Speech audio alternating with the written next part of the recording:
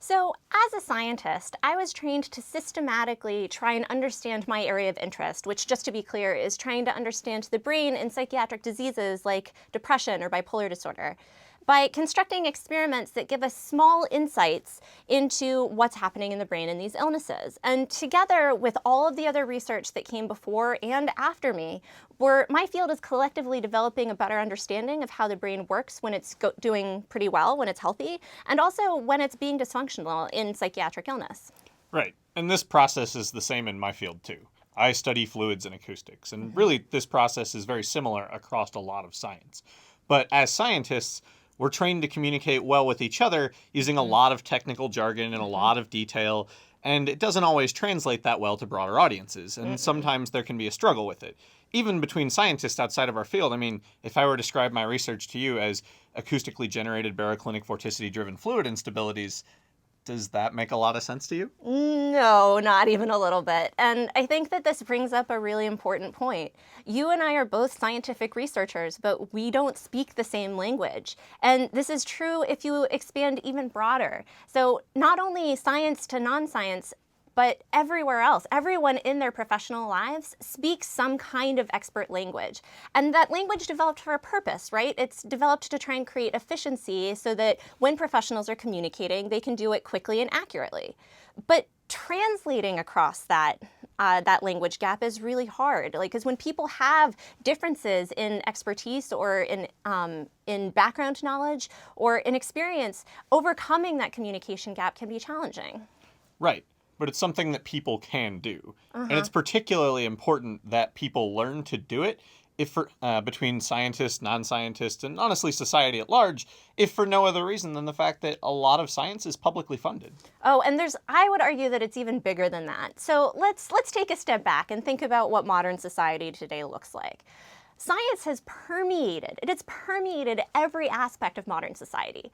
Let's imagine for a minute what the world would be like if we didn't have things like weather forecasting or GPS navigation or iPhones or antibiotics. Like, all of these things are built on scientific research that came in the last few decades.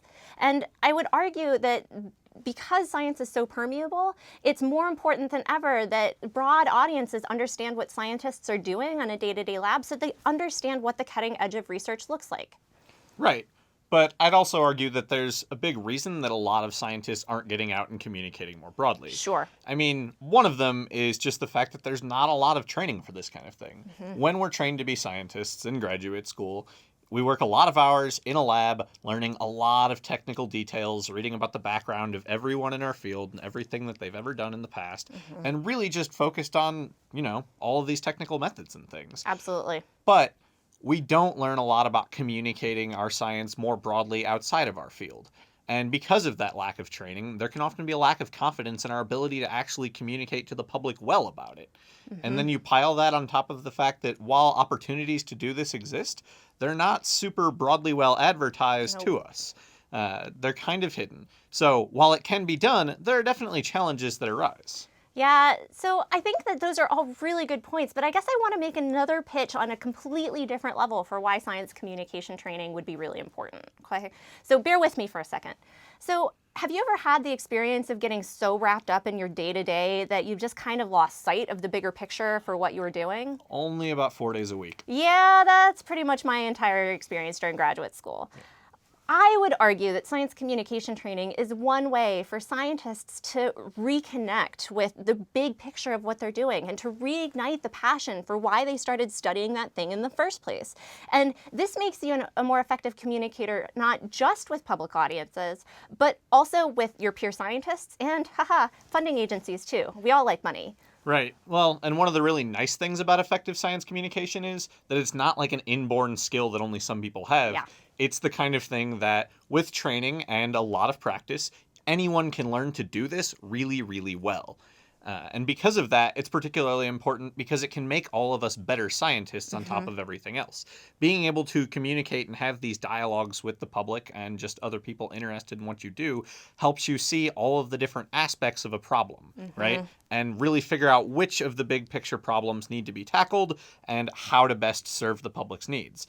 And I'd argue one layer on top of that, a lot of the big picture problems that society faces today are really interdisciplinary. Yeah. So they require you to communicate effectively with scientists in completely different disciplines than you.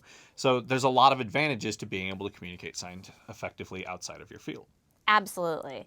So in this teach out, we want to make the pitch that science communication is important, and although it's fundamentally challenging, you have the capacity to develop effective science communication skills. And we're giving you a few different opportunities to do that in this teach out.